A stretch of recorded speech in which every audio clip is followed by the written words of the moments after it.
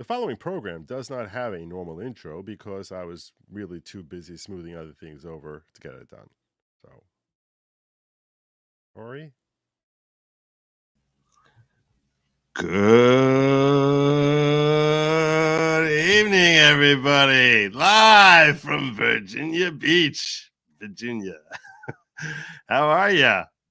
Tell me this is working. Tell me. Somebody tell me this is working. You can hear me. Oh my God. Is it working? Is it working? Little feedback. Little feedback.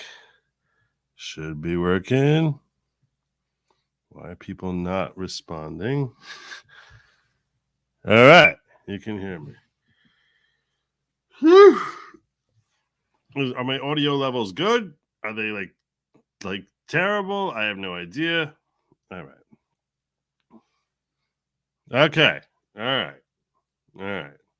This is like the camera's very far from me. It's very far from me. It feels very hi.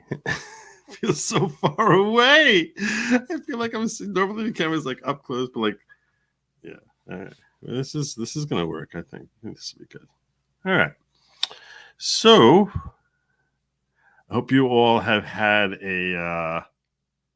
those of you who have been still celebrating Passover or Easter or back at work, whatever it is. I hope your life's going smoothly for you and that things are going great. I am really very, very, very much enjoying Virginia Beach. Like, I can't even tell you how much I'm enjoying Virginia Beach. Can't even begin to tell you. It's really nice here. My in-laws basically decided they wanted to have the whole family together for the holidays. They rented a couple of houses down here in Virginia Beach, like literally on the water, and for like the week. And here we are. And it's amazing. I wake up and I've got this bay window that's overlooking the ocean. It's crazy. The ocean is really, really big. And it's like when you're a little high, I know you know that. I get that. I know you know that. But obviously, everyone knows that. I get that. The point is, I've never been in a house that's overlooking the ocean. It's weird. It's a weird feeling because, first of all, sunrise comes. So if you're on the West Coast, you don't get waken up by sunrise. If you're on the East Coast, it's like this. There's nothing blocking the sun. There's literally nothing. There's just miles of ocean, a lot of miles of ocean, apparently. I've been teasing my 9-year-old where I was like, yeah, if you go straight, you'll hit France. So if you squint, you can see the French Alps, and there's a Frenchman there who's like climbing the Alps. He's struggling now. He's struggling. And she's like, you can't see it. I was like, no, look, squint a little closer. I've been having a lot of fun. Here. Really a lot of fun. Anyway, which, by the way, this gets into this whole science thing because we had this whole debate where someone told me that if you're going to France from here, I guess really Virginia is more equivalent with Spain. New York is more equivalent with France. Maybe this is more equivalent with Spain. I don't know. But if you wanted to go due east, you actually have to go north and then go like on an arc type of thing. I guess from your direction it would look like that. But whatever it is, you would have to go on an arc, not just go straight east. Because if you go straight east, you'll end up south. And I said, that makes absolutely no sense at all. And I know that whenever you take a transcontinental flight, they give you like that whole arc thing of the plane, that the plane is going north. And then that makes no sense. The shortest line between any two spots on the globe is a straight line. This does not make any sense to me at all. We had this 45-minute debate where I'm sitting there, I was like, no, this doesn't, you're wrong. You're just flat out wrong. There's no way that can possibly be shorter. I don't care if you took a ball, it's not going to be shorter if you go around the top of the ball. That doesn't make any sense at all. It makes no sense at all. None of this is making any sense to me. Anyway, these are the conversations I have. That's basically this, and me like basically and me poking at like trying to tease my 9-year-old that she's not able to that she's not willing to squint and see some French guy climbing the Alps. So yeah, obviously phenomenal 2 days. There you go. There you go.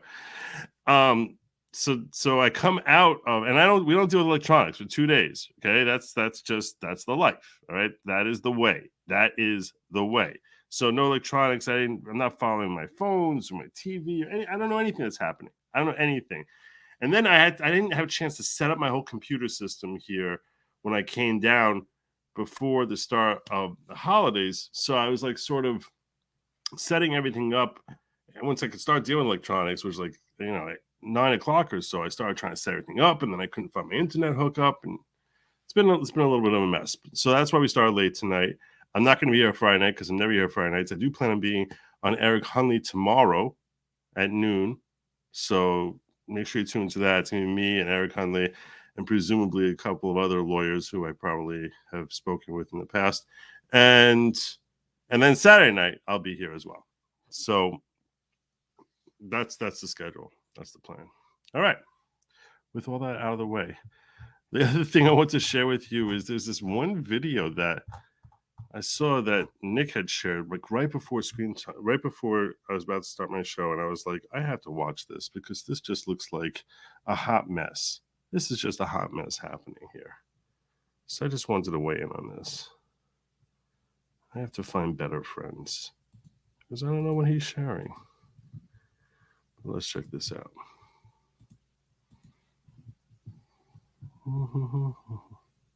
Is inspired by my marriage and family professor. This is inspired by her marriage.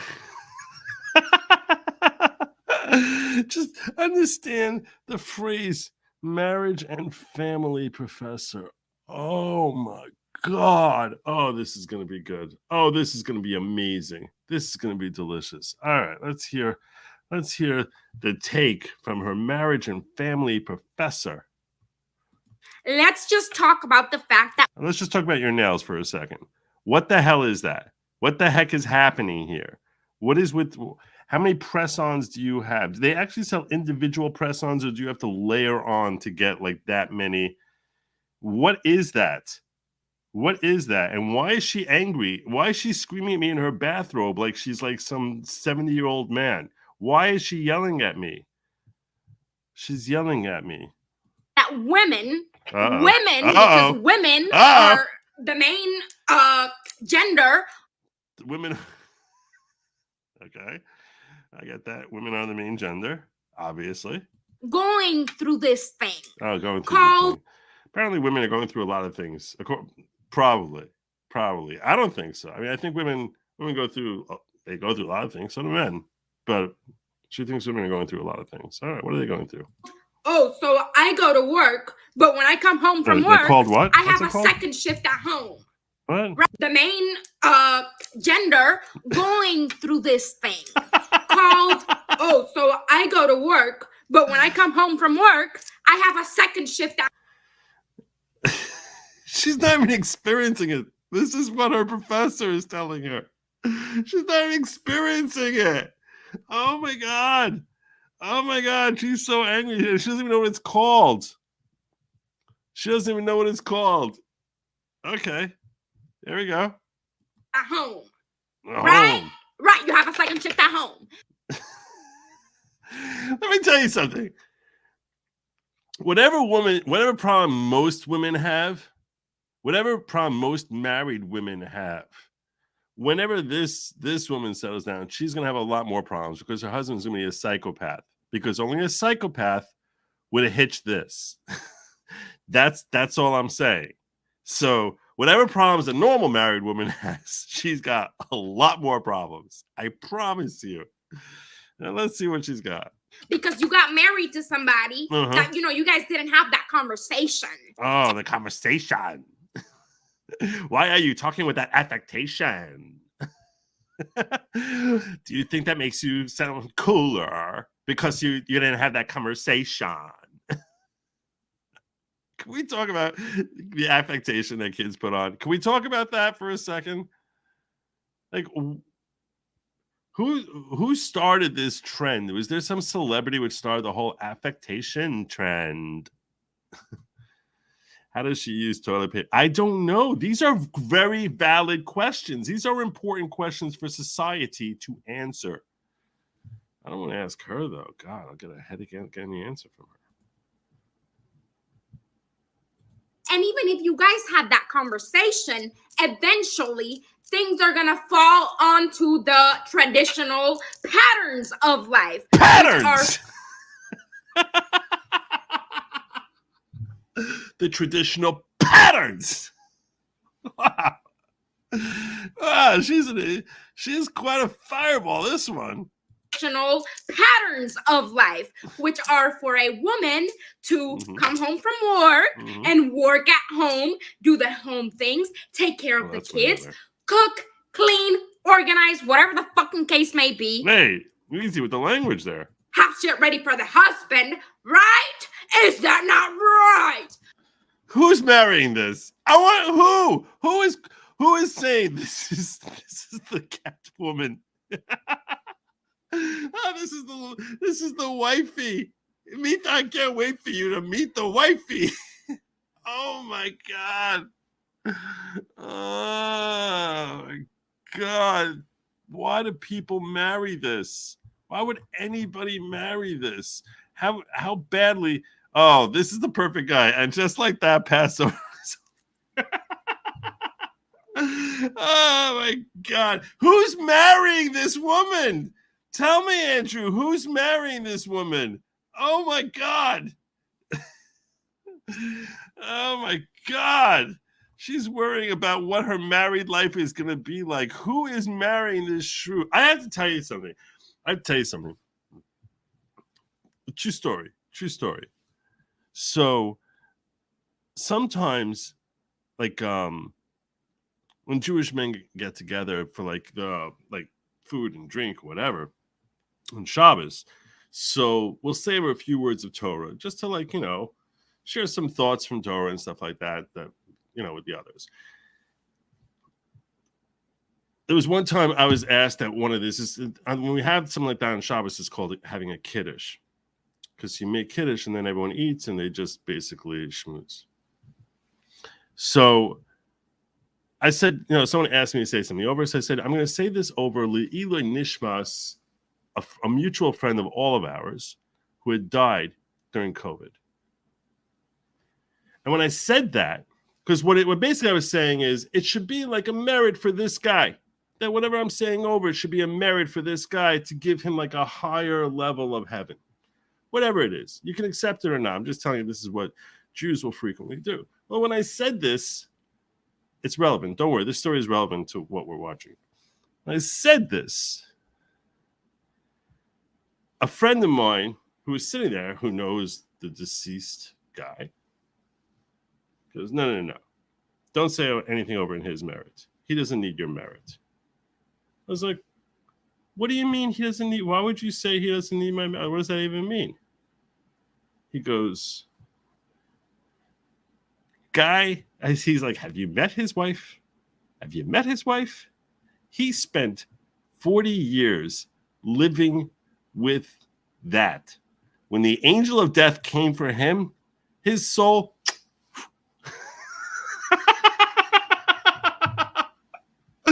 I fell over laughing. I was like, yeah, you know what? I guess if someone spends 40 years married to this, when the angel of death comes from you, your soul. That was such a great line. Oh, that's why he did it. He's like, he doesn't need any merit from you. That was great. All right, let's see what more this woman of virtue, this woman of valor has to offer for us, and her insights about. I can't even do the cracking. My nails aren't long enough to do the whole. What women have to deal with. Okay, and then there goes the man. because the lady starts complaining, like, listen, I'm fucking tired. I get home from work and I have a second shift at home. Second job. Oh, let's get to work again. Okay. She expresses her feelings to her husband, and then there goes the husband. Oh, I don't know. The man doesn't even enunciate. This is in her mythical imagined world of what the life is like. That this is the whole series of events that is unfolding at home for the kept woman. As my professor said, oh my God, that shit literally made me like, in class.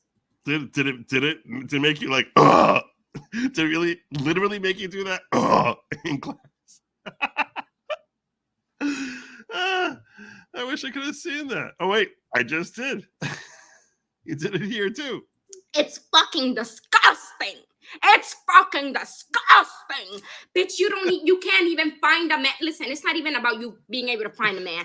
It's the fact that these men will make it seem like they are the fucking man. They are the fucking hero of it all. Which man are you talking about? What are you talking? It's like she's complaining against her imagined husband. She's basically complaining about what she imagines her dream man to be doing. What is wrong with you? Oh my God. When it comes to 5-10 years into the relationship, where the fuck is the man that I married? You feel me? Oh, this woman is gold. What is her name? Agayusita. Oh, I gotta follow more of Agayusita. Do you feel me? Like, do you fucking feel me? The man doesn't even fucking enunciate. How?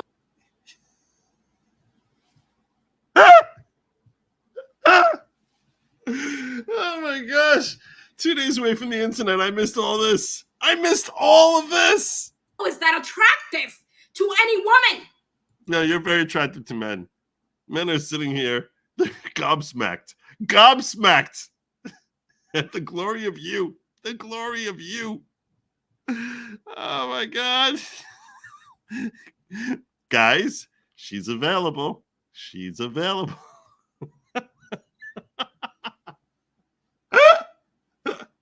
Let me tell you something. Whenever poor schmuck ends up with this, one day the angel of death will come for you and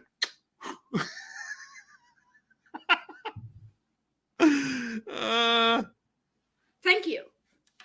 Actually, there's one more thing. Oh, there's one more thing. For the Karens, not all men are the same. Just to make you feel relaxed, not all men are the same. That's great. That is so good. Oh my God. Wow. Thank you so much for sharing that, Nick. That was great.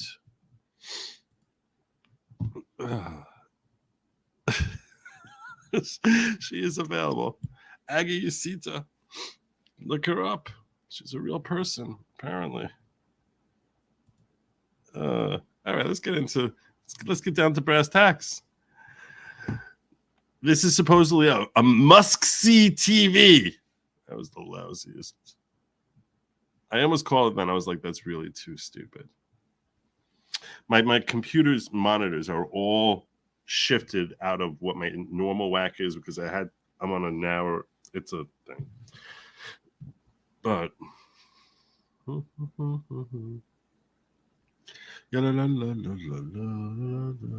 present share screen. Watch BBC News. Let's make this bigger. First of all, why did you agree to do this interview with the BBC? I don't know. I like spontaneity, and I don't know. There's a lot going on, and it seems like I actually do have a lot of respect for the BBC. Although sometimes I forget what the BBC stands for, But what is it? Just kidding. You know what it stands for. He really doesn't have a very good sense of humor.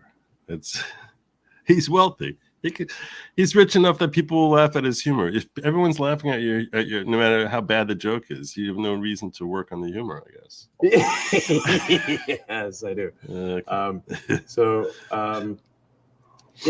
there's a lot going on. So this might be a good opportunity to answer some questions. And I guess maybe get some feedback too. What should we be doing different? I know the BBC, for example, is not thrilled about being labelled state-affiliated media. Not exactly. I mean, I was going to get to that later, but let's go for it now. It's officially objected to that term. Do you want to respond to it? Yeah. So our goal is simply to have, to be as truthful and accurate as possible. I don't think she was. I don't think she was mocking a professor. I think we're adjusting the label to be publicly funded, which I think is perhaps not too objectionable. We're trying to be accurate. I'm not the BBC, but publicly funded is how the BBC describes it. Okay. So that would be accurate. Itself. If we use the same words that the BBC uses to describe itself, right, that presumably would be okay. I'm not asking you for a yes or no, since you're not running BBC per se. But it seems to pass a reasonable. So you're going to change those labels on the BBC Twitter feed and also NPR's as well? Yeah. Right. Publicly funded. Basically, that's we're trying to be as accurate as possible. Okay. Yeah. All right. Fine. Okay.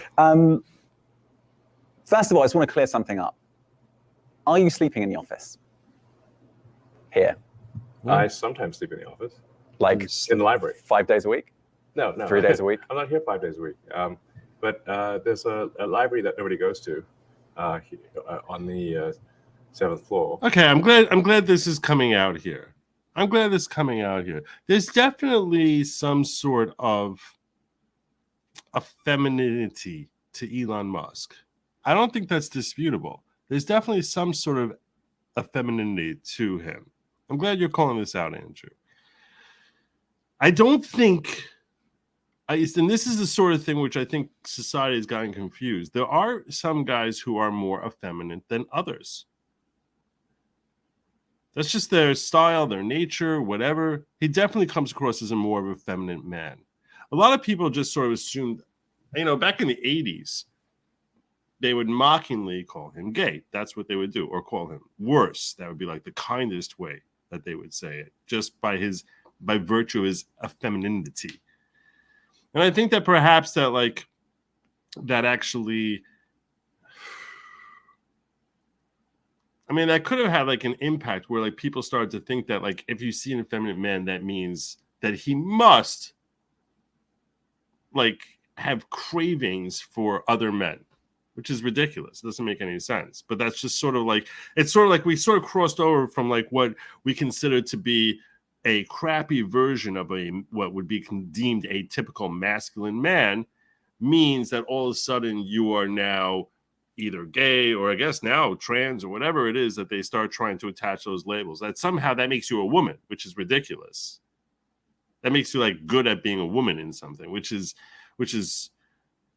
not that there's no logic behind that. Just someone can be bad at being a man. That's like saying because I'm not a great basketball player, that's what makes me really good at hockey. That's stupid. That doesn't mean anything. But apparently this is a myth that has captured the culture. And there's a couch there, and I sleep there sometimes. Okay. In terms of the general overview, the reason why I think you've agreed to do this is because you wanted to talk about the first 6 months as chief executive owner of Twitter. Yeah, it's kind of like whatever you want to talk about, Right. So how do you think it's gone? Well, it's not been boring. It's been quite a roller coaster. Things are going, I think, reasonably well. We've seen some all-time highs in terms of total user time. So we passed 8 billion user minutes per day, which is a lot of user minutes. So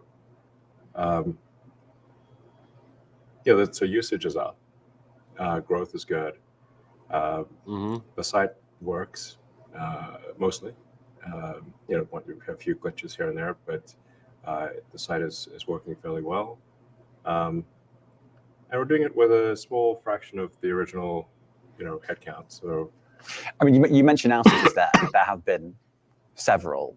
And we've actually spoken to an engineer who works at Twitter, and they said that the plumbing is broken here and it's on fire and there could be problems at any minute.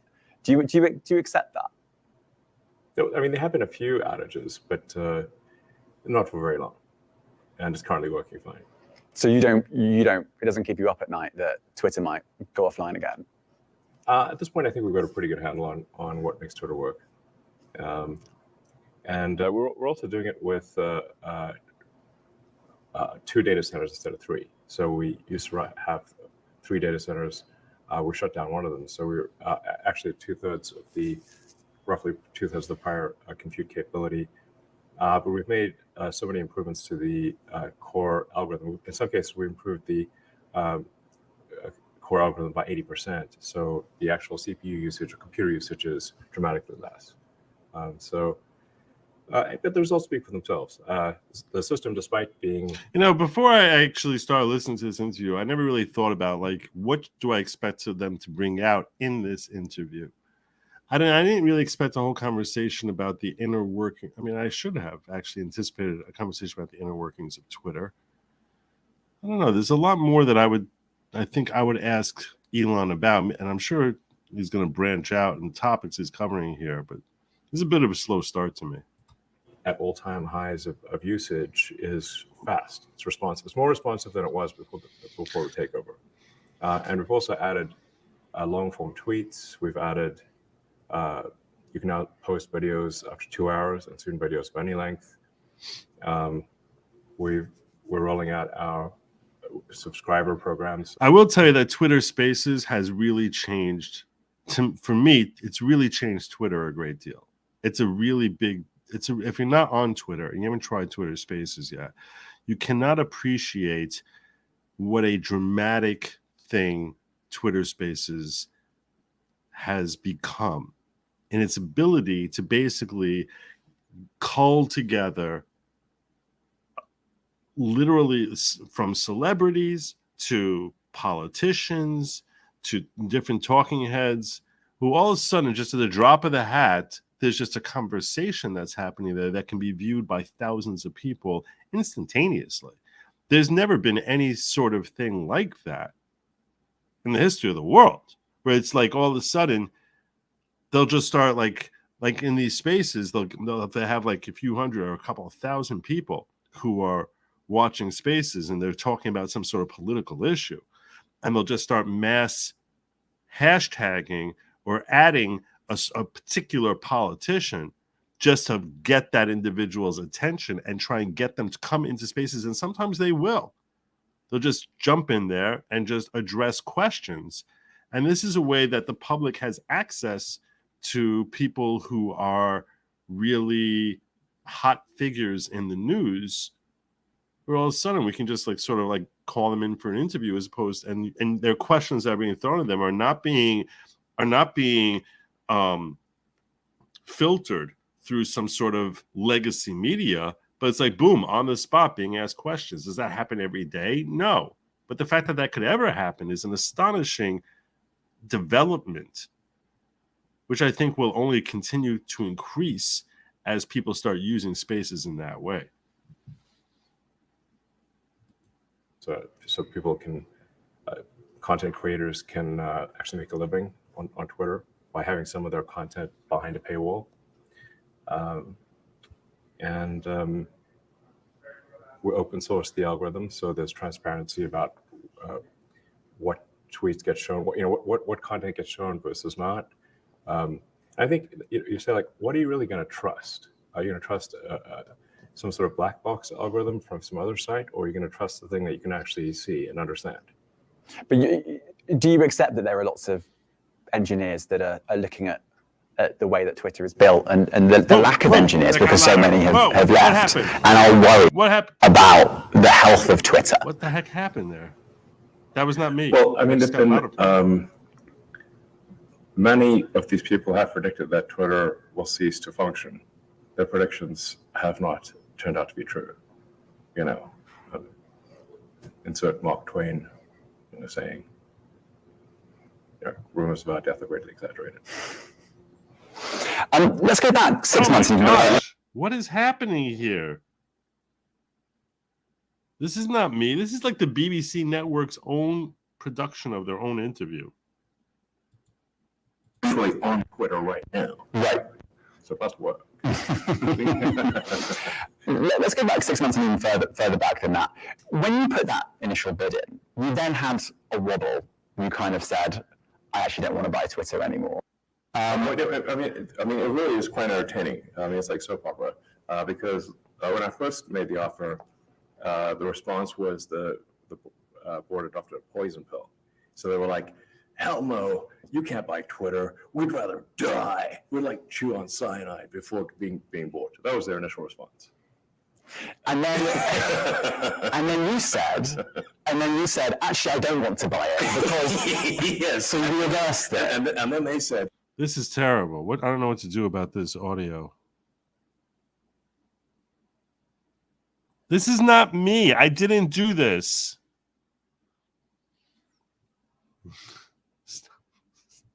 Everyone's always blaming me. No, you must buy us. Gun to the head. You have to buy us. I'm like, are you the same people who said you'd rather die than be bored?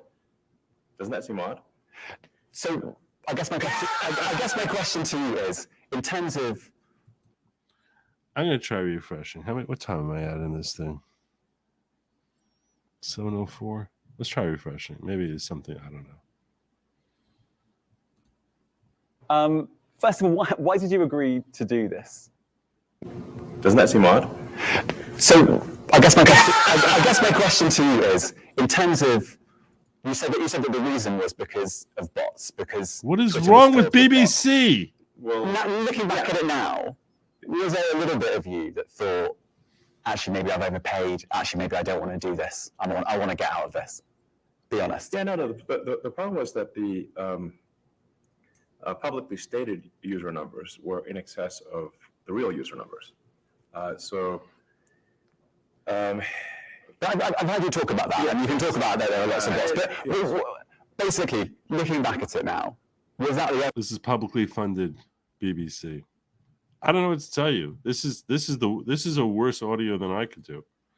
I think he's pretty amazing given he has autism and Asperger's. Oh no, he's an incredible individual, an incredibly remarkable individual. Obviously, even though I don't trust that his politics are nearly as right as everyone thinks they are, like everyone on the right seems to think they are, I still think that as a person, he's an incredibly remarkable, accomplished individual. I mean, let's face it, anyone who becomes the wealthiest man on the planet, even if he didn't have Asperger's and autism, is an incredible, there's like, you have to ask yourself, okay, this guy figured something out that no one else did. He figured something else out that no one else did. And there's 8 billion people, and he alone figured it out. That's pretty impressive. And then when you figure he's dealing with autism and Asperger's on top of that, no, of course, he's a remarkable human being. I think anyone who says otherwise is fooling themselves. Only reason that you wanted to pull out. Yes. That's literally the issue. It's like let's say you buy a warehouse full of goods, and you're told that less than 5% of the goods in the warehouse are broken. You know, but then you actually get the warehouse. You look into the warehouse, and it turns out actually 25% of the thing's broken. You'd be like, huh, that's not what you said. And then, so then you changed your mind again and decided to buy it. Did you do that because, right, did you do that because you thought that a court would make you do that? Yes. Right. Yes, that is the reason. Right. So you were still trying to get out of it, and then you just were advised by lawyers, look, you're going to have to buy this. Yes. Interesting. So in other words, he sort of comes across like he feels like he was deceived into purchasing it because he thought it was X. It was much smaller than X of actual stuff, but he figured that he would just lose a very lengthy court case, so I might as well just buy it. So you didn't actually want to purchase it, even when you said you were going to, really? No, I mean, like let's say, I think the analogy is pretty close. Like let's say, it's like there's a warehouse full of goods. They say the warehouse, less than 5% of what's in the warehouse is broken. But then you walk into the warehouse and say, actually, it's 25%. So you might still want to buy what's in that warehouse, but you don't want to pay the same price. Yeah, not buying the stuff that's broken. So you didn't have an epiphany. You just thought, I'm gonna have to buy this. I might as well buy the bullet. Yeah. So then Okay, I think it's fixed now. It's super complicated. Right. I'm not sure you've said that before. Oh, fair enough. So then you came into Twitter. Cue a whole bunch of court cases. You said this in the BBC interview, blah, etc. So you then came into Twitter with a sync. What were your first impressions? Well, I thought, wow, this is a really nice office building. And expensive. Yes, a very expensive office building. Great decor. It's a lovely place. I mean, and definitely is spending money like it's going out of fashion, which it isn't quite going out of fashion yet. So, no, the gravity of the situation is perhaps not well understood. At the point at which the company, the transaction closed, Twitter was tracking to lose over $3 billion a year. Wow. And had $1 billion in the bank. So that's 4 months to death. So this is your starting position. How would you feel? Pretty intense, you know. You also had to borrow quite a lot of money and pay interest on that too. Well, that's why part of why it was a $3 billion run rate. So, in rough numbers, a normal year Twitter would do, let's say, $4.5 billion in revenue, $4.5 billion in cost. I mean, it was really kind of like a nonprofit. They'd run it at roughly break even. Now, but that's not That's not bankruptcy.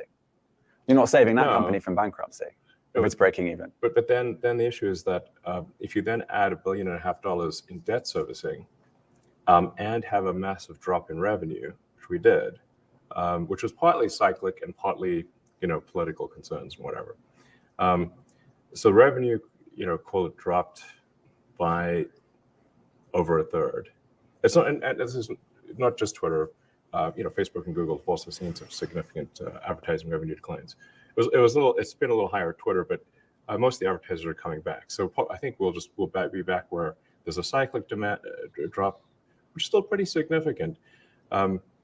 It's astonishing that they took him for $54 billion when their annual revenue is $4.5 billion, and their annual expenses is roughly the same, and that doesn't include their debt servicing. Debt servicing means that basically they have to what he's basically saying is that their overhead was basically $4.5 billion, and then on top of that, they have to take care of $1.5 billion of interest on loans that they had taken. Yeah, that's not viable. And they took him for $54 billion. Wow. Rough numbers. Revenue dropped from $4.5 billion to $3 billion, and expenses went from $4.5 billion to $6 billion, creating a $3 billion negative cash flow situation, and Twitter having $1 billion in the bank. That's 4 months to live. So unless drastic action was taken immediately, this company's going to die. Well, let's talk about that drastic action, because almost immediately you sacked a lot of Twitter workers. And I spoke to them. It was very easy to speak to them when it happened. And the way they said, pretty much everyone said, is that it felt quite haphazard. It was. And it felt a little bit uncaring. I wouldn't say uncaring. The issue is like... You didn't send me any sort of flowers when I had to quit. What is they going to go bankrupt? Or if we do not cut costs immediately, this is not a uncaring situation. It's like if the whole ship sinks, then nobody's got a job. Right. Yeah. But a lot of people just lost their jobs like that. And they weren't. They didn't even know they'd lost their jobs often. They were just frozen out of their accounts. What would you do? Well, you might want to give someone some notice. I mean, you might. By the way, I'm not running Twitter, but this is the criticism, and this is what staff members say. A little bit of notice, No, I understand.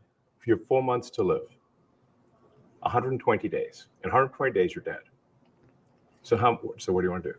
How much are you worth? What? I don't know. But we're talking about around the $200 billion mark. I mean, it's not quite. You're framing it in a way that you know. What a fatuous question. How much are you worth?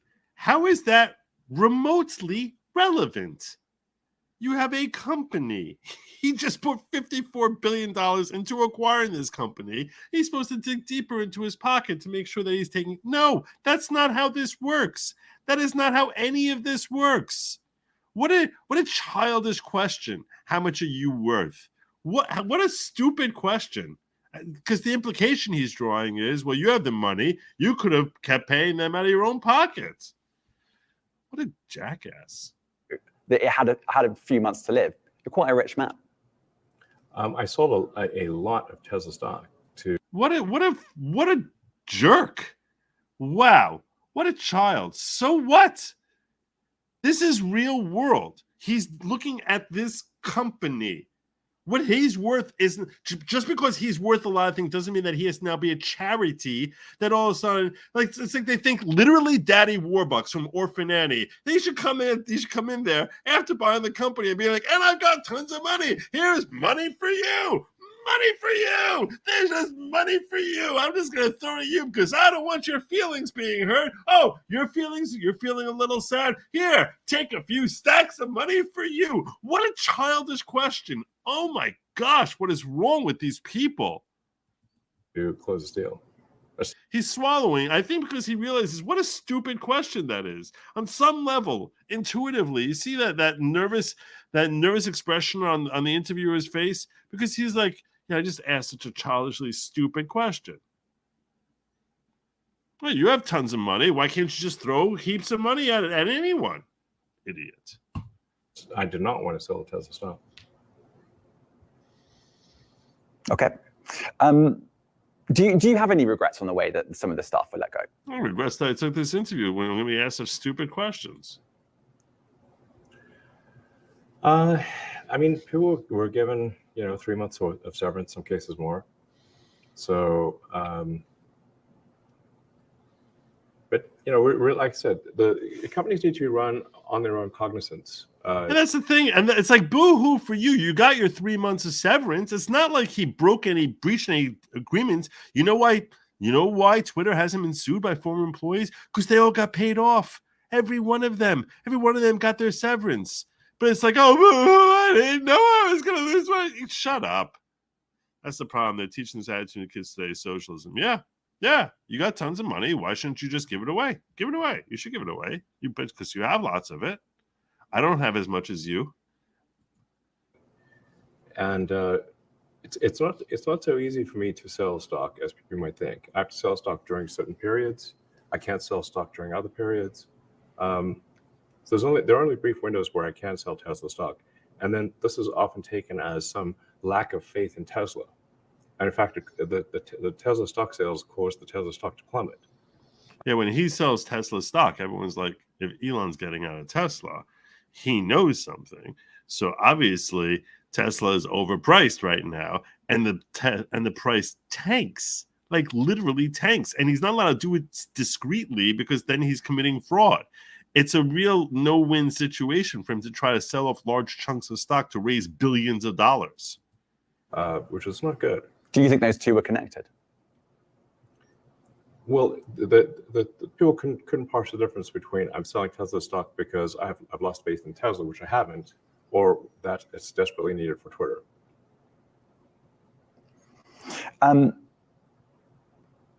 Okay, and then after that, you let go of a lot of staff, obviously Twitter became slimmed down a lot, and then you started making some more policy decisions. One of those policy decisions was to bring Donald Trump back. He hasn't actually tweeted yet. Right. Do you expect him to come back at any point? Like, have you spoken to him? I haven't spoken to him. I don't know. He may or may not come back. But the point is that Twitter should be a town square that gives equal voice to. He's dying for Trump to come back. He would love if Trump came back. Trump comes back, it gives like tens of millions, if not hundreds of millions of dollars in added value to Twitter. Losing Trump was the stupidest thing that Twitter cut off its own nose to spite its face. It was so angry at its face that it said, "I'm cutting my nose off because I'm so angry at my face." That's what they did when they cut off Trump. And the problem that Elon is probably aware of is that Trump now has established connections with Truth Social, that he cannot just all of a sudden just jump back onto Twitter, even if he wanted to. So it's hard probably for him to speculate, especially if he hasn't spoken to Trump, as to like what it would take for Trump to start tweeting again, because he probably has contractual obligations with Truth Social. The whole country and ideally the whole world. It should not be a partisan politics, and the more of a partisan politics that are in the very far. He's got this fast shaking of his head also. Normally is quite niche, but if Twitter effectively acted as a megaphone for very niche regional politics, and bobblehead thing going on here is very nice. So, if in order for something to serve as a digital town square, it must. That quick bobbing of the head reads as like, I'm waiting to get to my next question. I'm not even really listening to what you're saying now. So all people from all political persuasions. Like you could see his brain processing the next question that he's supposed to be asking, and he's not. It almost seems like he's not listening. Provided it's legal. Close to half the country voted for Trump. I wasn't one of them. I voted for Biden. But nonetheless, free speech is meaningless unless you allow people you don't like to say things you don't like. Otherwise, it's irrelevant. And if at the point at which you lose free speech, it doesn't come back. I think the issue some people have is that a lot of people were brought back. I mean, some people were brought back who were previously banned for spreading things like QAnon conspiracies. You have people like Andrew Tate who were brought back, who were previously. Andrew Tate! Andrew Tate! The world is crumbling, Andrew Tate! It's the people saying QAnon things. Now, I have to think that QAnon says some pretty stupid, loony things sometimes. So what? So what? Who cares? No one cares. Doesn't do anything. Previously banned for things like hate speech. Do you think you prioritize freedom of speech over? There's no such thing. Misinformation and hate speech. Well, who's to say that something is misinformation? Who is the arbiter of that? Is it the BBC? You're literally asking me. Yeah. Well, no, you are the arbiter on Twitter because you own Twitter. Yes, I'm saying who is to say that one person's misinformation is another person's information? The point at which you say that there is this is misinformation, like who is? But you accept that misinformation can be dangerous, that it can cause real world harms, that it can potentially cause. Yes, so the point I'm trying to make is that the BBC itself has at times published things that are false. Yes. Do you agree that has occurred? I'm quite sure the BBC have said. So should we ban them for spreading misinformation? Things before that turn out to not be true in its whatever it is 100-year history. I'm quite sure. Yes. Even if you aspire to be accurate, there are times when you will not be. Right, but I think in the grand scheme of things, the BBC does aspire to be accurate. But you accept there has to be a line in terms of hate speach. I mean, you're not looking. What does that mean? Hate speech? What does that mean? I hope you ask him. What do you mean by hate speech? 100% unrestricted speech. I generally am of the opinion that if the people of a given country are against a certain type of speech, they should talk to their elected representatives and pass a law to prevent it. So, for example, you cannot advocate murdering someone. That's illegal in the United States. Everywhere, really, I suspect. So there are limits to speech. I guess taking your argument to a logical conclusion then, do you accept that there's more misinformation on the platform if it's not being policed in the same way? I don't think that's true. Because I think that what's approved is probably grossly going to be, it will include gross misinformation that is now purporting to be the voice of truth. If you attempt to police, this is something that people don't really talk about. If you portend not pretend, portend that you are eliminating any misinformation. Your agenda is to basically promote a claim that everything that's coming out of you does not fall into misinformation, is therefore truthful. It's designed to give an added bolstering to the credibility of anything that's coming through there, when you don't know that it's not misinformation either. It makes itself misinformation by bolstering falsely information as necessarily being truthful because it made it through the filter. See what I'm saying? I actually think there's less these days because we've eliminated so many of the bots which were pushing scams and spam. And previous management turned a blind eye to the bots because their bonuses were tied to user growth. And if your compensation is tied to user growth, well, you're not going to look too closely at some of the users. That's part of the problem. So I think we've got less misinformation because we don't have the bot problem that we used to do. And we also have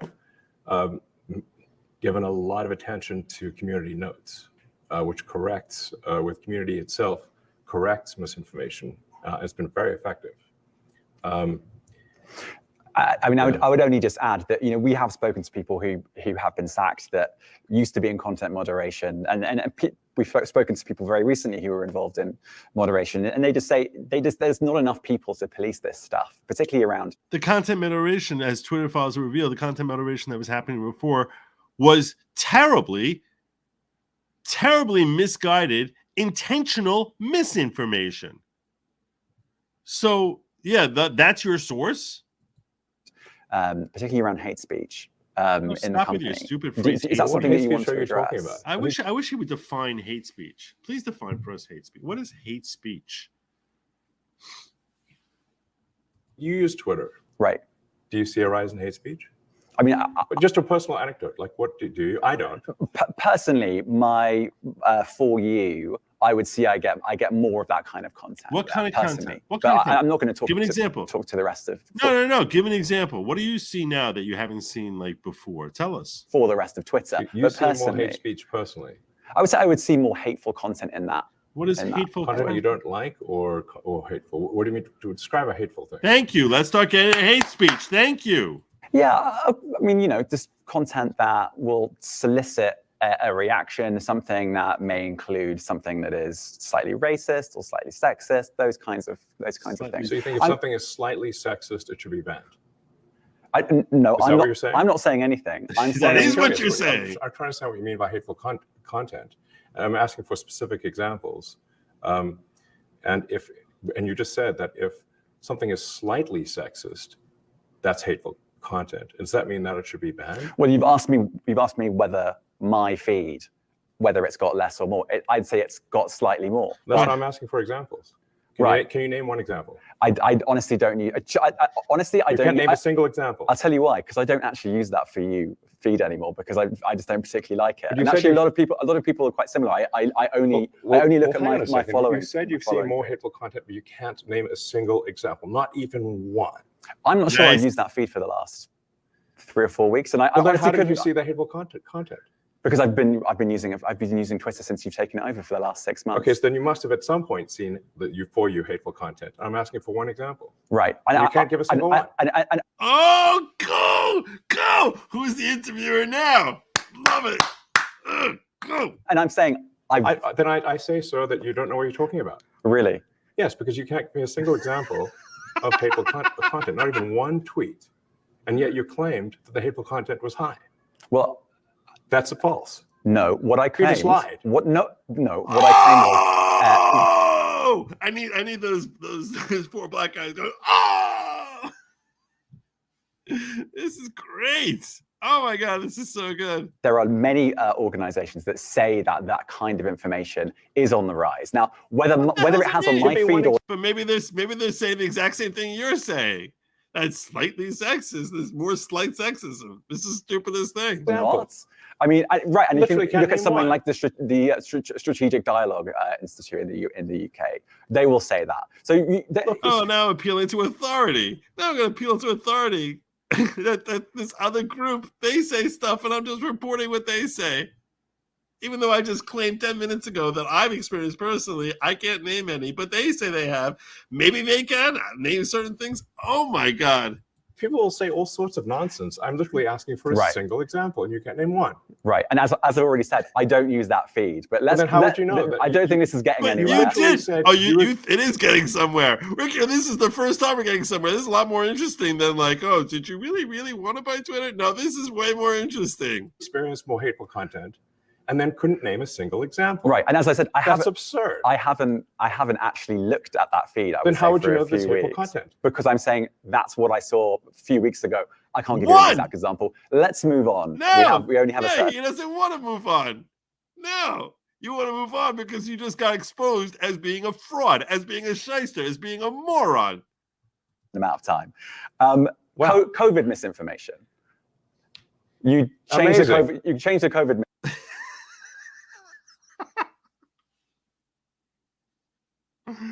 Oh my God, this is better than I hoped for. It started so slow, and just like all of a sudden now we're getting into the thick of it. Has BBC changed its COVID misinformation? The BBC does not set the rules on Twitter, so I'm asking you. No, I'm talking about the BBC's misinformation about COVID. I'm literally asking you about, you changed the labels, the COVID misinformation labels. There used to be a policy, and then it then disappeared. Why do that? Which policy? What are you talking about? Oh my God. What is the name of this interviewer? This is so good. This is a skewering. Oh my God. This is like he's hoisted on his own petard. His own petard is covered with his own entrails. Well, COVID is no longer an issue. Does the BBC hold itself at all responsible for misinformation regarding masking and side effects of vaccination? Nice. Yeah. And not reporting on that at all? Why did you do that? And what about the fact that the BBC was put under pressure by the British government to change its editorial policy? Are you aware of that? This is not an interview about the BBC. Oh, yes, it is. This is such a bad interviewer. Oh, my God. He was not ready for this interview. Wow. This kid is it's like he's being taken behind the woodshed, and those stupid skinny jeans of his are being yanked over his buttocks, down past his thighs, and Elon has the belt out and whap, whap, whap, whap, whap, whap, whap, whap, whap, whap, whap, whap, whap. Oh my God, this is so good. I don't know who told me about this. Someone told me, one of my redhead step diggers. God bless you, redhead step diggers. This is awesome. Oh, you thought it wasn't? I see now why you've done Twitter Spaces. I am not a representative of the BBC's editorial policy. I want to make that clear. Let's talk about something else. If you want to talk about the BBC, all right. Let's talk about something else. You weren't expecting that. Let's talk about something else. Narendra Modi. The BBC did a documentary about Narendra Modi and his leadership during the riots in Gujarat. We then believe that some of that content was taken off Twitter. Was that at the behest of the Indian government? I'm not aware of that particular situation. So you're not sure? I don't know what you're talking about. I don't know. I don't know about that. What exactly happened with some content situation in India. The rules in India for what can appear on social media are quite strict, and we can't go beyond the laws of a country. But do you get that if you do that, you incentivize countries around the world to simply pass more draconian laws? No. Look, if we have a choice of either our people go to prison or we comply with the laws, we will comply with the laws. Yeah, you see this. Same goes for the BBC. Okay. Since you... Oh my God. I wish I could interview Elon. This is so good.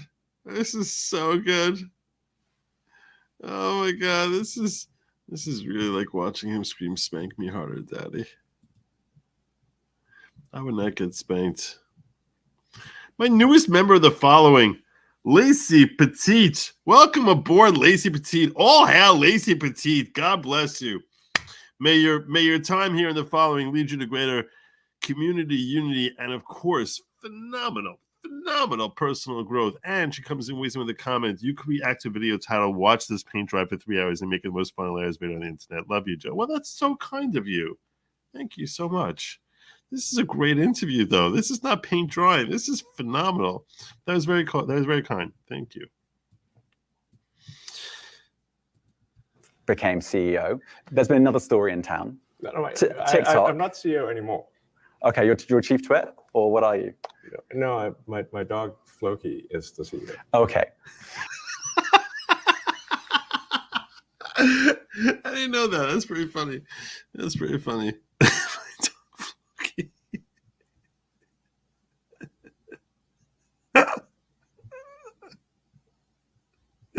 He's gonna switch up to TikTok now. All right, let's see what we got. He's taking over. I saw that. Yeah. Okay, so TikTok has also been. Was it in the For You section? Talk of perhaps the Biden administration wanting to potentially ban it or force a sale. What's your view of the situation? I don't really use TikTok. I mean, one of the reasons that I emphasize that that our goal here at Twitter is to maximize unregretted user minutes or unregretted user time is that I hear many people tell me they spent a lot of time on TikTok, but they regret the time spent. And that seems like, okay, well, we don't want to have regretted time. We want the time to be unregretted, where you learned things, you were entertained, amused. I mean, frankly, I get more laughs out of Twitter than anything else, and many people tell me the same thing. So that's a good sign.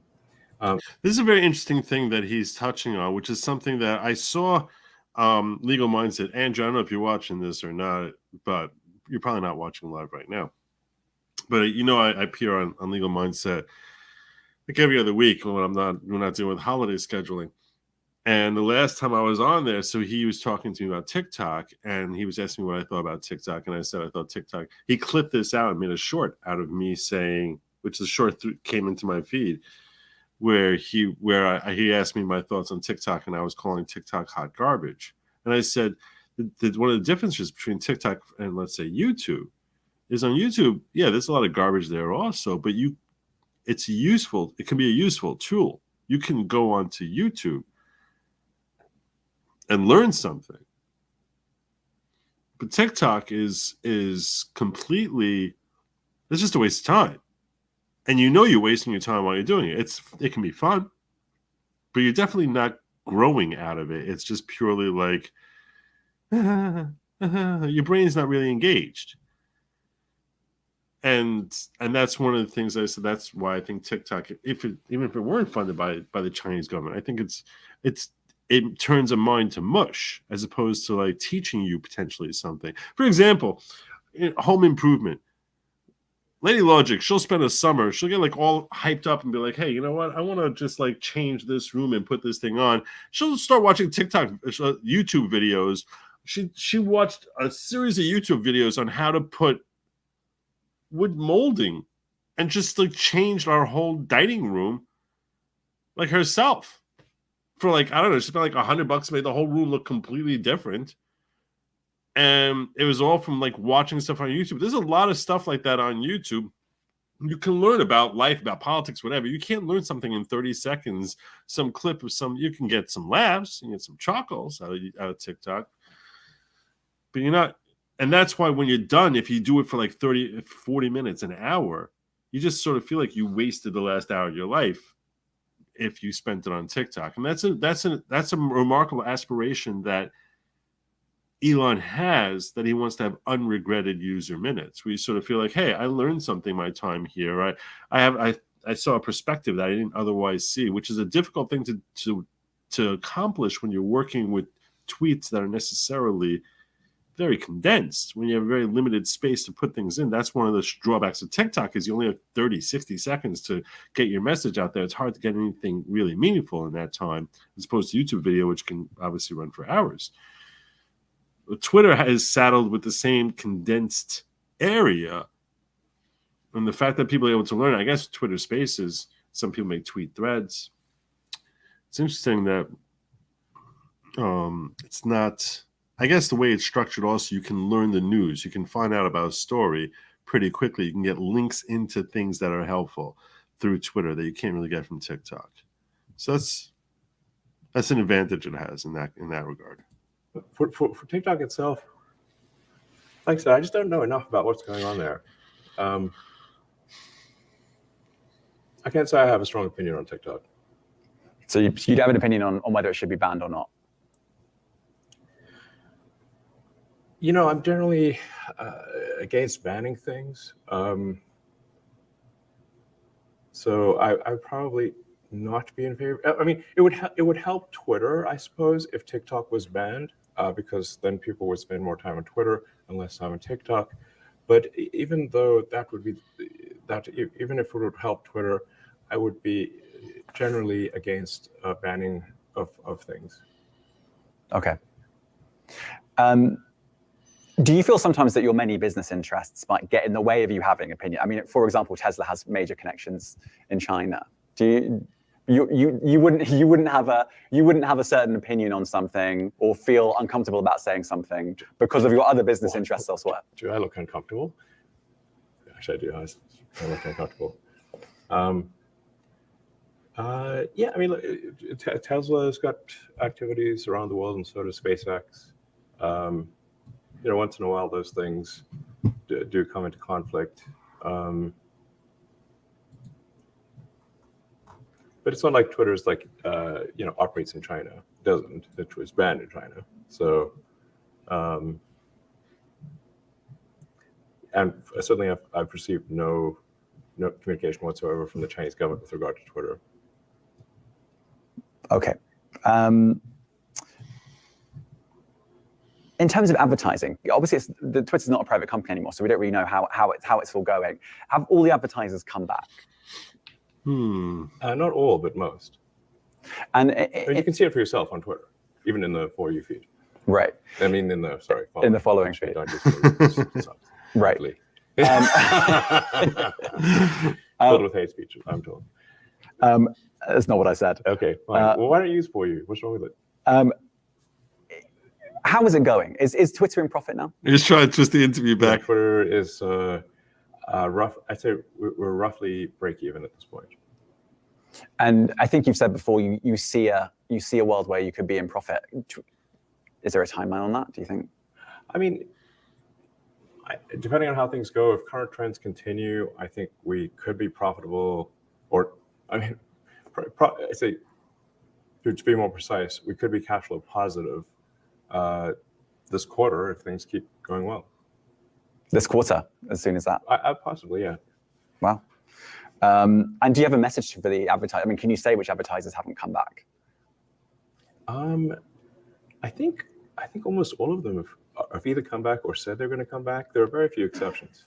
Can you say any of the exceptions? It's like he's trying to poke holes. Is he? Nah, you lost them because you're too open to hate speech. I actually don't know of anyone who said definitively they're not coming back. They're all sort of trending towards coming back. But there are some that just haven't. Jump in, the water's warm. It's great. That's your message to the advertisers who haven't come back.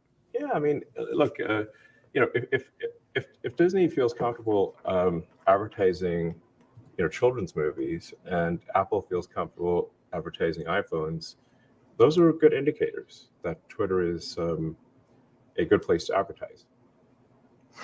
I want to talk about if you have any regrets. And you know, I think you were booed at a Dave Chappelle concert. I think your own lawyer said a little. Well, some say a little, some say a bit more.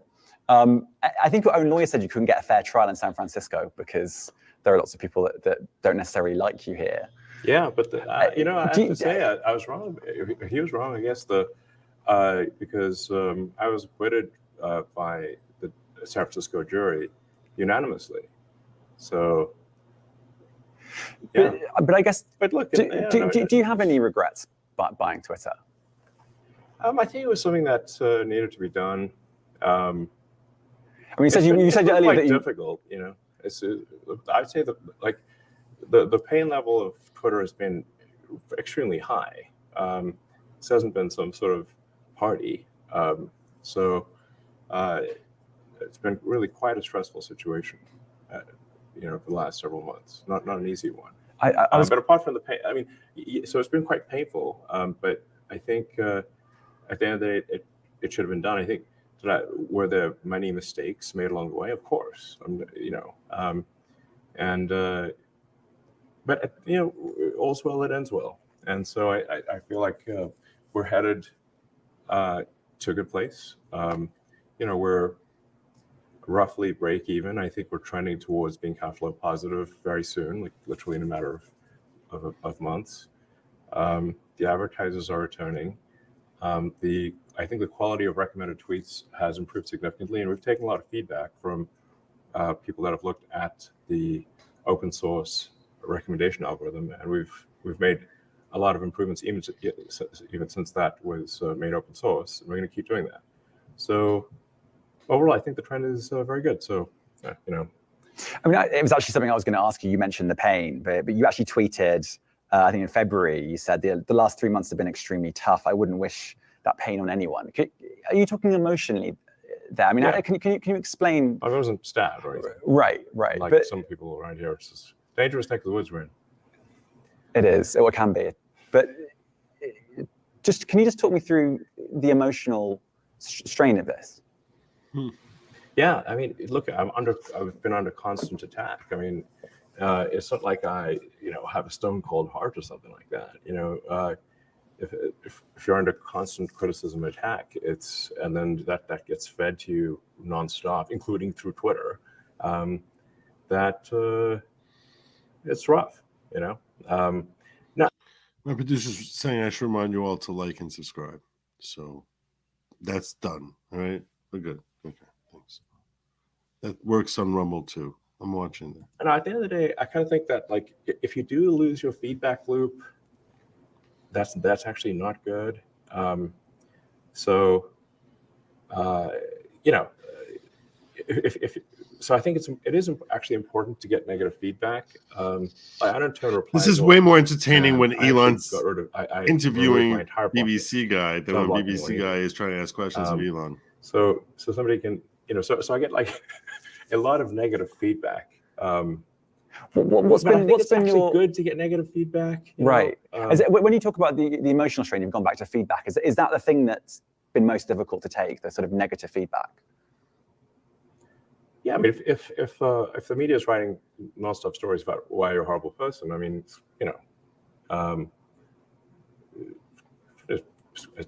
hurtful, obviously. I'm interested.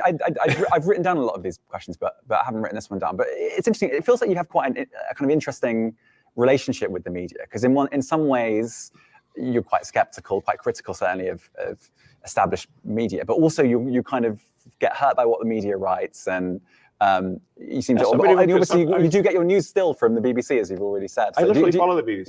Right. So do you feel you have a kind of odd relationship with the media? Yes. Go on, explain.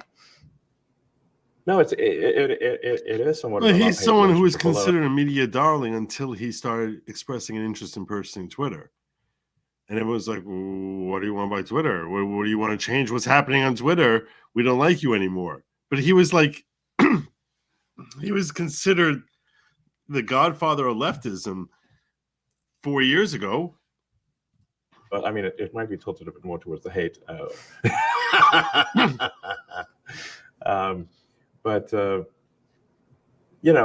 it's I think this is sort of part and parcel of having a free media situation, which is that I do take part in in that the media is actually able to trash me on a regular basis in the United States, the UK, and whatnot. Whereas, in a lot of other places, the media cannot say mean things to powerful people. Okay. So I think it's better that we have a situation where the media can say mean things to powerful people. If we're talking about the media, let's talk about verification labels. You obviously want to create another revenue stream that's subscription-based. Is verification the way to do that? Because we have a kind of a situation at the moment where the New York Times doesn't have a verified badge, whereas anyone else who can pay whatever few bucks a month can. Can that be right? Is that what you envisaged when you bought Twitter? I must confess to some delight in removing the verified badge from the New York Times. That was great. Anyway, they're still alive and well, so they're still doing okay. They're doing fine. But on a serious note, it could flame disinformation again if you have verified accounts that are from anyone who can pay money. They go up to potentially the top of feeds. They get more action on Twitter, and traditional media that may not pay for verification doesn't. I recently became verified. Like literally last week, I became verified. Well, I mean, I think the media is a driver of misinformation much after more a than poll the said that like yes, I should do it. I mean, that's a different question.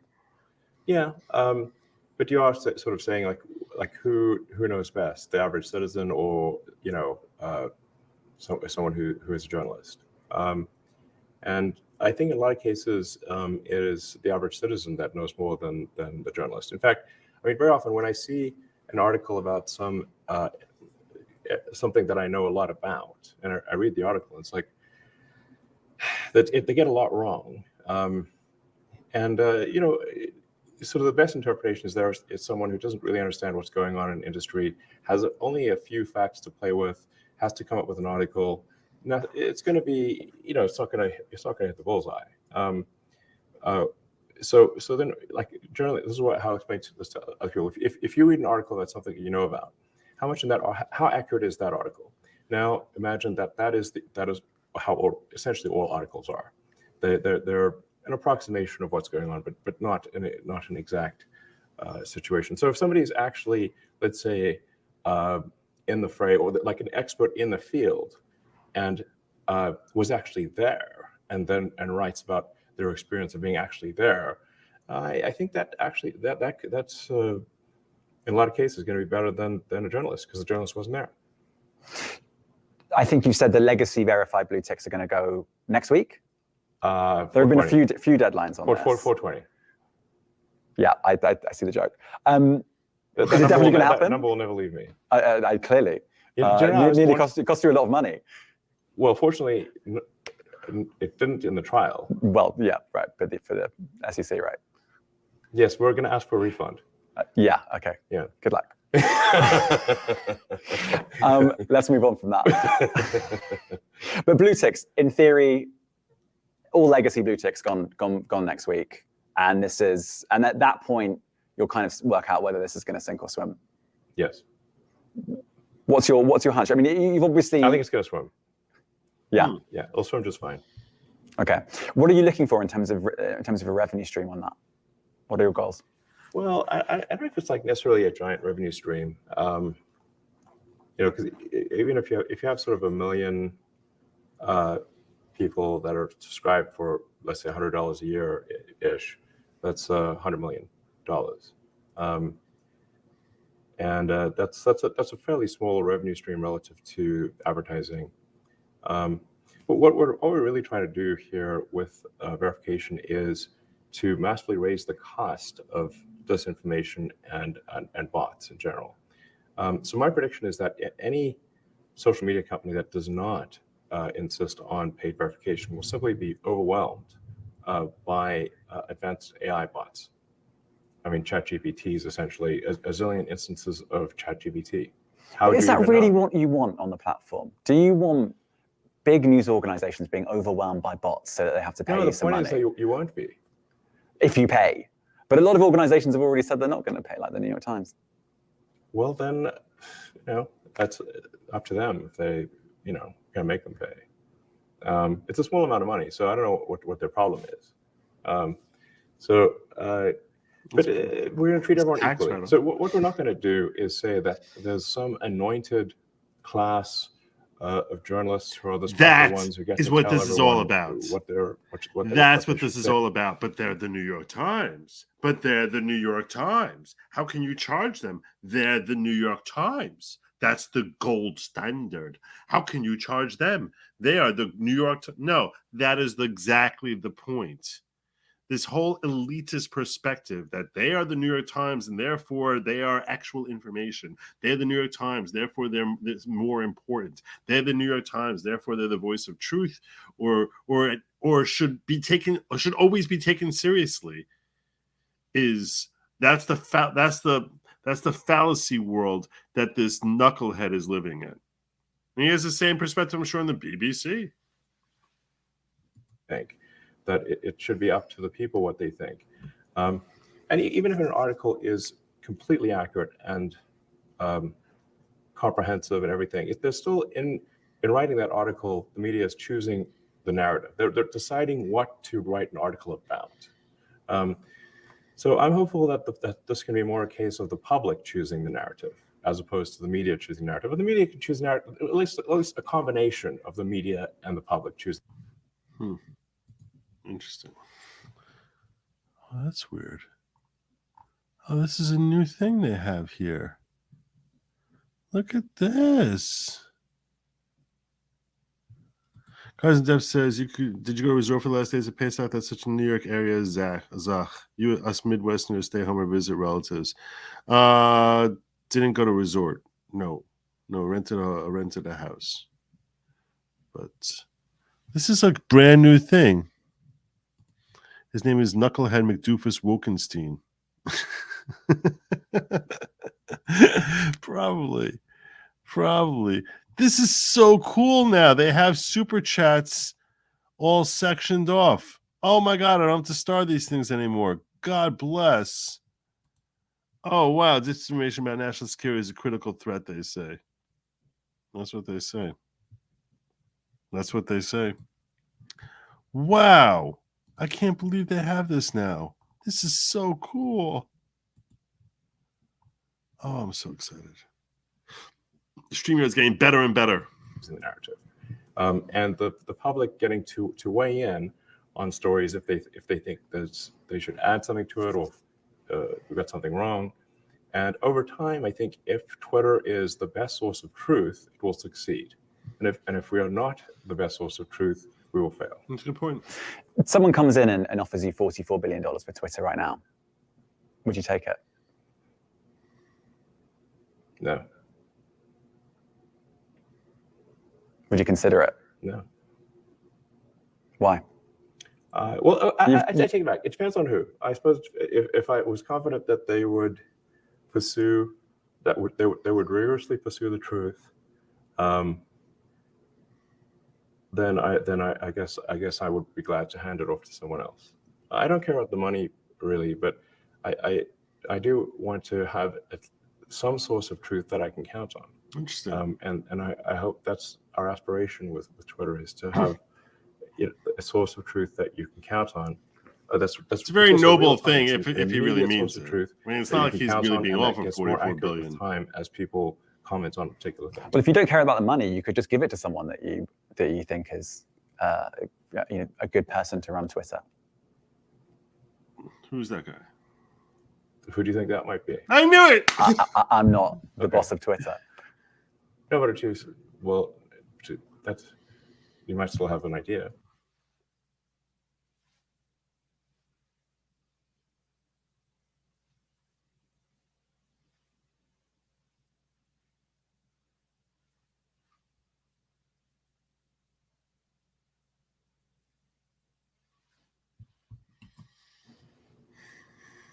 Who could run Twitter? Yes. Honestly, I have no idea who could run Twitter. Yeah, it's a hard job.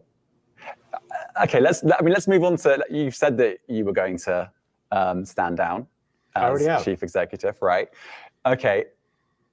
I can tell you, I'm not the CEO of Twitter. My dog is the CEO of Twitter. Okay. Have you got any? It's a great dog. Other than the He's dog. very alert, and it's hard to get anything by him. Okay, that's good to know. Other than the dog, have you got any successes in mind? He's got a turtleneck. What more do you need? Okay, all right, we're going down that route.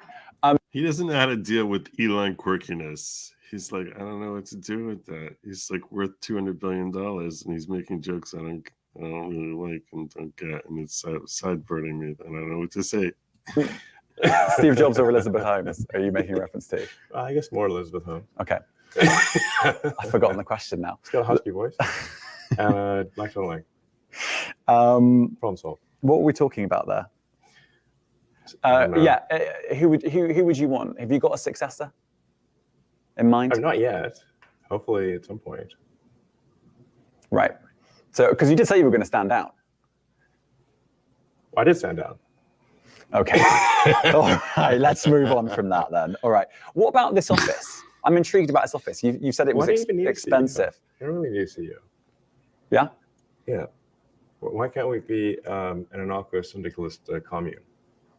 I think Jack Dorsey kind of recommended doing that, and you kind of ignored it. Yeah, it was kind of that actually. This office, are you thinking about moving out of San Francisco? Not yet. Not yet. Not yet. No, I mean, this place is nice, and we I kind of like this office building actually. Yeah. Okay, so you're not, because I know you've talked about there's been high levels of crime here. You actually said at one point we should do something about the crime. Right. You've also people are dying. Right. We should take action. You've also talked about how potentially, I think you might have been joking, but you could turn this into a homeless shelter. So I guess the reason I'm asking is, we tried to turn it into a homeless shelter in the building management, the building owner rejected it.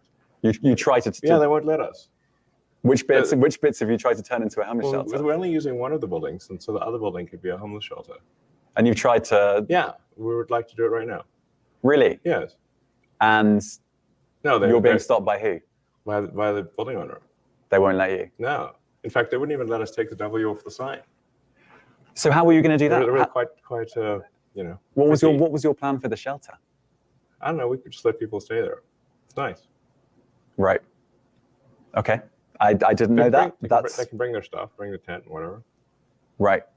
And it's a roof over their heads. Yeah. If the building owner lets us, we'll do it. Yeah.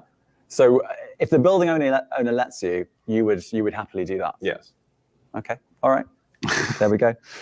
This interviewer has no idea what the heck to even ask. He's so confused. He is so confused by Elon. It's great. Have a beer? No Bud Light. Ah, I like it. I like it. What's the most difficult thing you've had to do? What's the hardest thing you've had to do? In my whole life? In the last 6 months. We're talking about the last 6 months as you as Twitter boss here, Twitter owner. Well, shutting down one of our service centers was quite difficult because it turns out there were. I thought the service centers were redundant, but there were in fact a lot of things that were hard coded to this one server center, and so when we shut it down, we actually it was quite catastrophic. We lost a lot of functionality, which sort of really rushed to put it back. When was that? And that was around late December, early January. So that was the biggest sort of. I'm worried here. Biggest crisis, yeah. Yeah. And what about hard in terms of emotional? I mean, just letting go. I mean, what were the levels of staff, and what are they now? I think we're around 1,500 people at this point, and there was, I think, 7,800. Wow. What was that say? I think it was around just under 8,000, and 8,000. we're about 1,500 right now. Okay. Wow. And has it been hard letting that many people go? Yeah. It's not fun at all. It's painful. I mean, I guess in what way do you feel like? Were you expecting us to give a different answer when they leave, or? I mean, it's not physically possible to speak to that many people. Has that? I mean, you talked about that being the most technical bit. Has that been sort of the hardest thing emotionally, or is it? It's one of the hardest things, certainly. Yeah. The Nancy Pelosi tweet. We'll go right back to the start. But there have been, that is an example of a few, and there have been others. Do you feel like you're an impulsive person? I mean, have I shot myself in the foot with tweets multiple times? Yes. Do you feel like I need bulletproof shoes at this point? You've definitely done that. The issue is that you're now a Twitter owner. Do you feel like you should look at your tweets more? You have a higher responsibility when you tweet something out for it to be accurate? I think I should not tweet after 3 a.m. That's the rule. Yeah, well, maybe 2 a.m. That's the new rule. Yeah, something like that. Okay, so there's a blanket ban. I shouldn't. What are your Twitter rules? I mean, I've heard some people say never tweet when you've been drinking, or never tweet when angry. What are your Twitter rules? Well, I think those are 2 good rules. Yeah, don't tweet if you're wasted, or really upset about something. Yeah, probably. I mean, a good friend of mine actually had a good suggestion, and it has helped, which is that if you're going to tweet something that maybe is controversial, save it as a draft and look at it the next day and see if you still want to tweet it. And that has been a good rule of thumb. Okay. So I've got a bunch of things in my draft folder that I'm glad I didn't send. I can't remember whether I've asked you this. This was my sort of wrapping up at this point. But yeah, do you have any regrets? I mean, one can always, like, hindsight's 2020. So that a bunch of decisions that could have been made better for sure. But as I said, all's well that ends well. I think it's going pretty well. So in the grand scheme of things, I can't complain. Okay. I'm going to just check my list of things to make sure I've actually asked maybe you there's everything. something that people on the Twitter want to say. Ask, we can ask them. That's on you. That's on you. There's 680,000 people listening. There you go. Wow. That's a lot. That is a lot. Let's see. How do we see? Okay. Let me see who. I'll just look at my tweet and see what people are saying or what questions I have. Anything? It's got to be better questions than what this guy has. Do you like the BBC?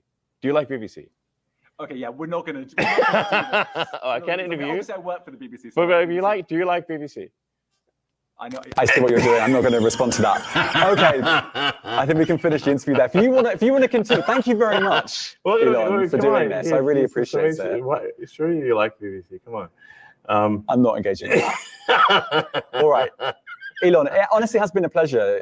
Talking to you. It really has. And if you want to carry on, when you have to say it like that, when you have to say it honestly has been a pleasure. Why would you have to say it honestly as if you have to sell it? You can just say it's been a pleasure.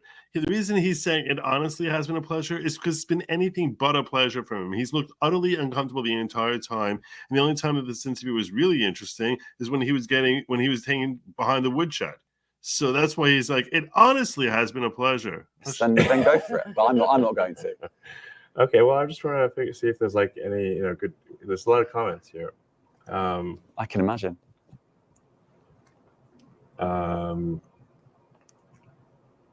There's so many. Anyway, so it's nice to be interviewed by the BBC. I have a lot of respect for the British Broadcasting Corporation. When did you say when the actual label's going to go public? Oh, is it? Do we still say state media or whatever? Oh, it says government-funded media currently, as opposed to publicly funded media. Well, I guess probably we can make that change tomorrow if you'd like. It's up to you. I'm a journalist. It's up to you. But so we'll expect that tomorrow. I mean, do you have any requests on a personal level, or you can't speak on a personal level? No, I don't. Okay. Yeah. I think we've established that. Big mistake. Big mistake. Go on, what questions are people asking you? Go on. I mean, there's like a lot of comments. Let's see.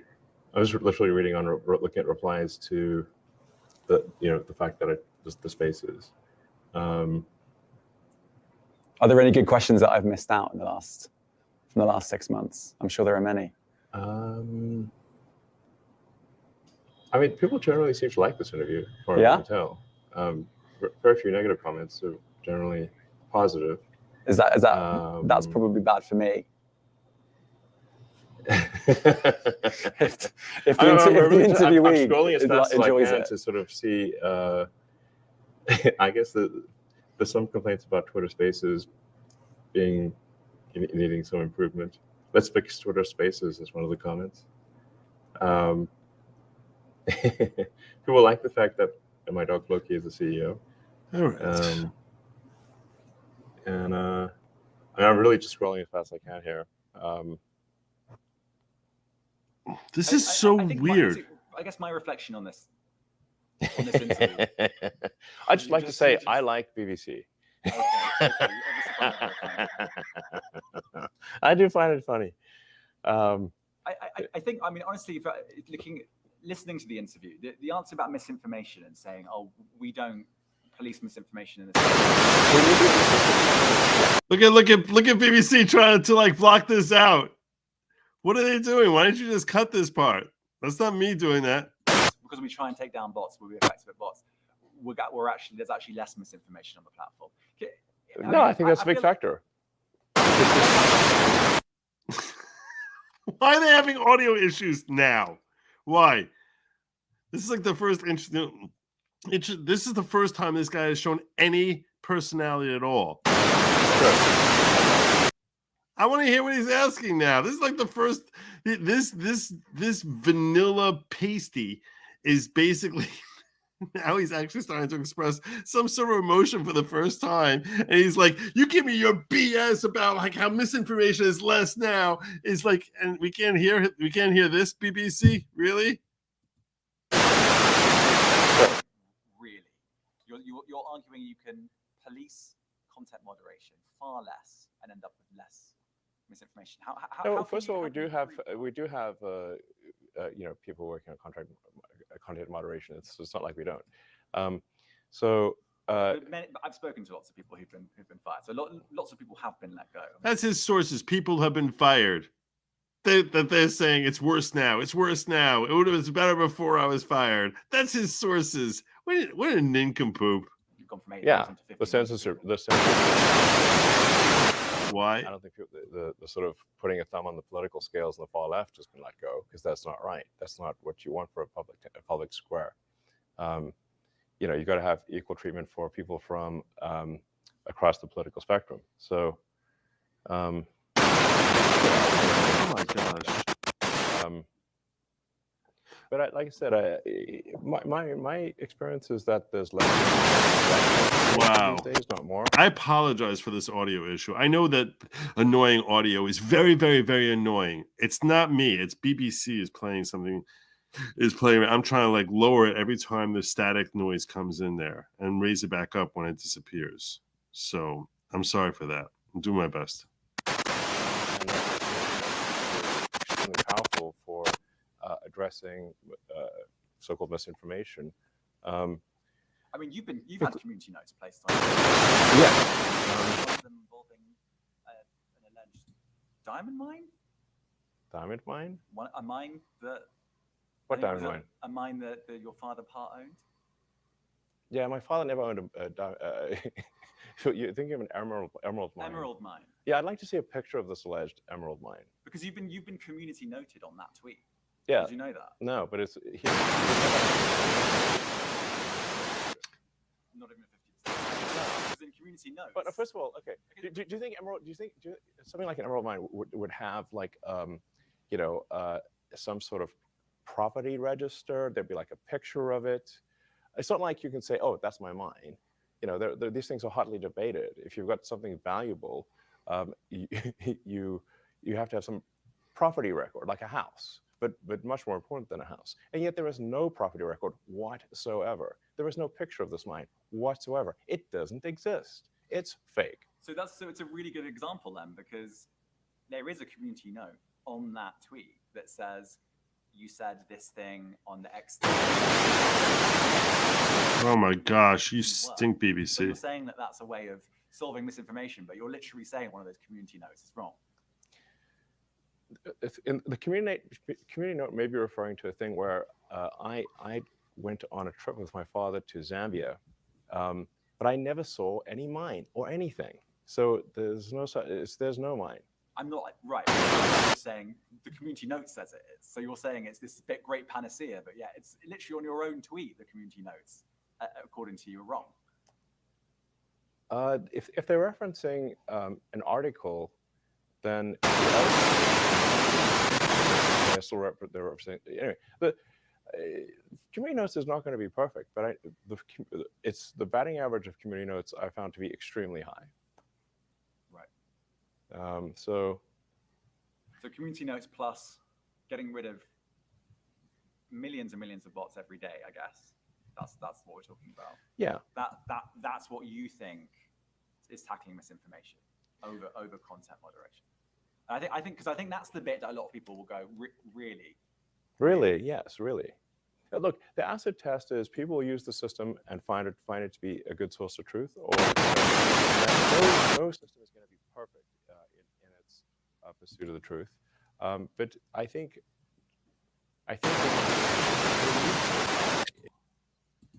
that's our goal, the least inaccurate. And I think we might be there already. If we're not there, we'll be there soon. Do you have? I've spoken to people who think this. Do you have a kind of message for people who think that Twitter has been? Wow. I have all-time high usage, so I don't think it has been. Some people think it has been. I'll tell you that. Yes, well, they're probably the same people who predicted that Twitter would cease to exist, and their predictions have turned out to be false. Bam. I mean, I'm not going to ask you whether you think it's been ruined, because obviously you're not. No, I think it's great. Yes. That's way better. Better by a lot. Wow. All right. So this guy really doesn't know how to ask questions. I think it was. But I think that's our show. I hope you enjoyed it. I'll be back at God willing Saturday night. I'm going to be on Saturday night. I plan on breaking down there's a 50-year-old theory, which they say that almost no one's been able to disprove.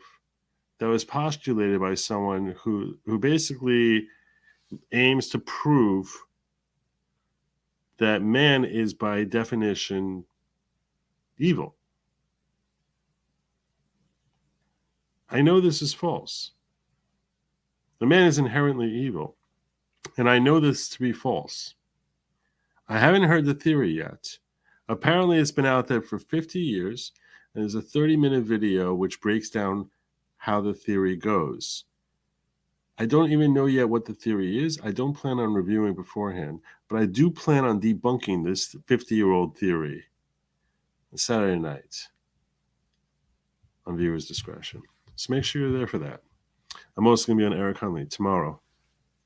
If you're not sure what time to find me, where to find me, I strongly recommend sign up on Locals. Goodlogic.locals.com.